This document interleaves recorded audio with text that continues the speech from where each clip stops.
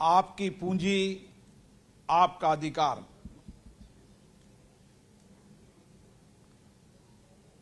भारत के प्रधानमंत्री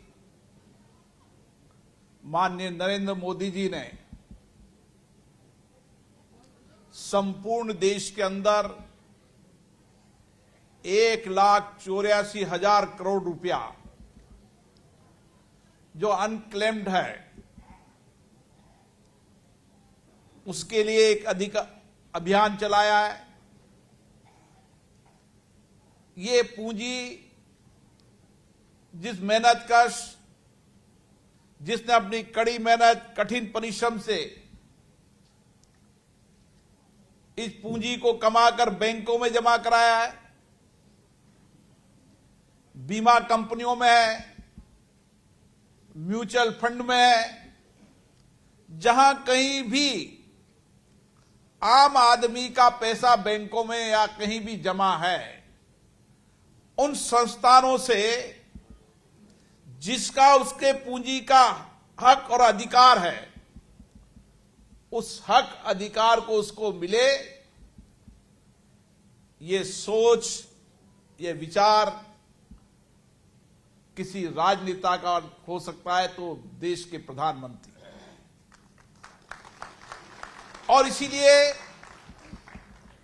छोटे छोटे गरीब व्यक्तियों का धन भी सालों तक बैंकों में जमा था। बीमा के दावे थे, म्यूचुअल फंड में थे, अन्य कई संस्थानों में थे, और इतने वर्षों बाद किसी ने भी नहीं सोचा था कि ये जो पैसा आम आदमी का है उस पे हक जिसने कमाया है उसका है, और इसलिए जिसका हक है, जिसका अधिकार है, उसको पैसा मिलना चाहिए। और उसके लिए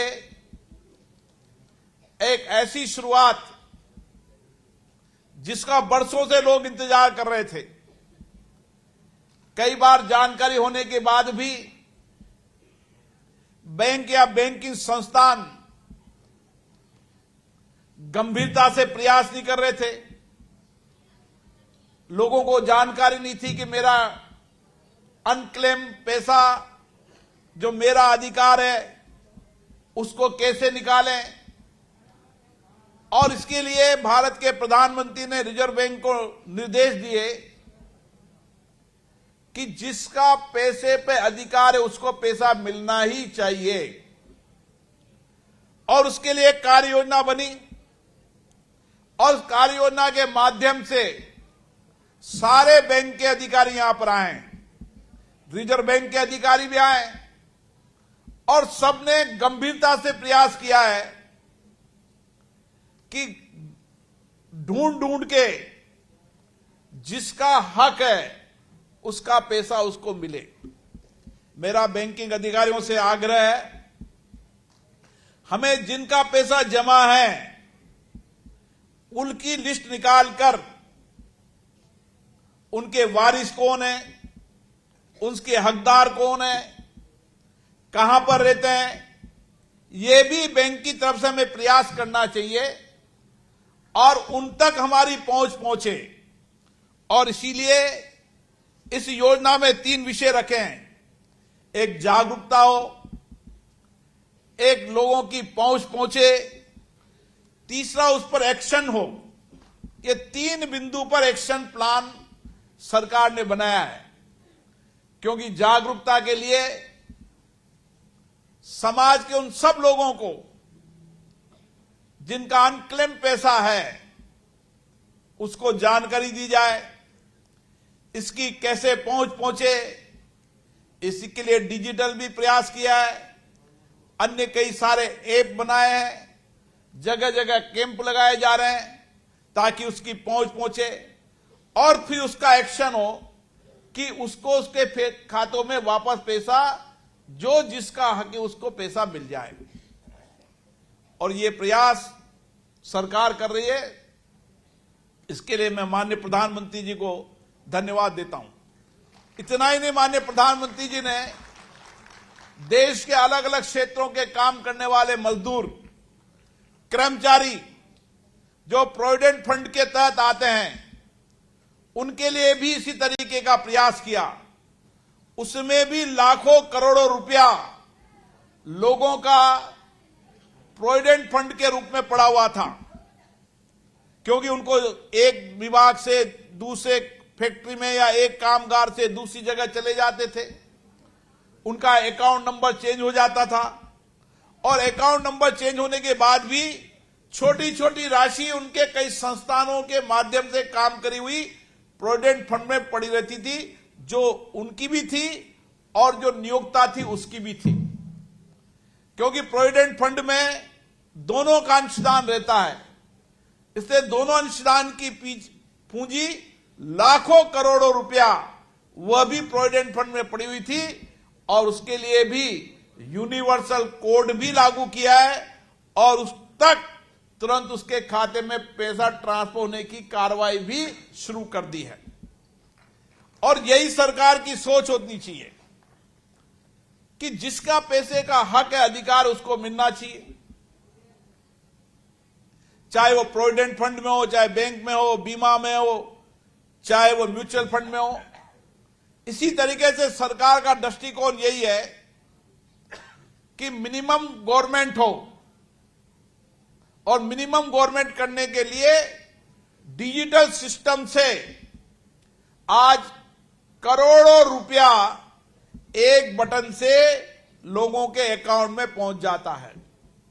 उससे जो लंबे समय तक बीच में ह्यूमन हस्तक्षेप होने के कारण कई पैसा लोग जिनकी जरूरत थी या जो जिनका हक था, अधिकार था, उनका नहीं पहुंचकर बीच में पहुंच जाता था।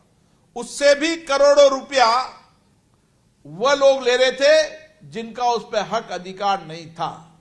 इसके लिए भी डिजिटल पेमेंट सिस्टम चालू किया है, और इसलिए सारा पैसा डिजिटल रूप से उसके अकाउंट में पहुंचे। और उसके लिए सबसे प्रारंभिक आवश्यकता थी कि आम आदमी का बैंक में खाता होना चाहिए। अगर उसका अकाउंट नहीं होगा तो पहुंचेगा कैसे? पहले, सबसे पहले जनधन आधार के आधार पर लोगों के बैंक खुलाए गए, लोगों की पहुंच बैंक तक पहुंची, और जब सबके अकाउंट 100% खुलाने का प्रयास हो गया, उसके बाद डिजिटल भुगतान की प्रक्रिया को शुरू किया।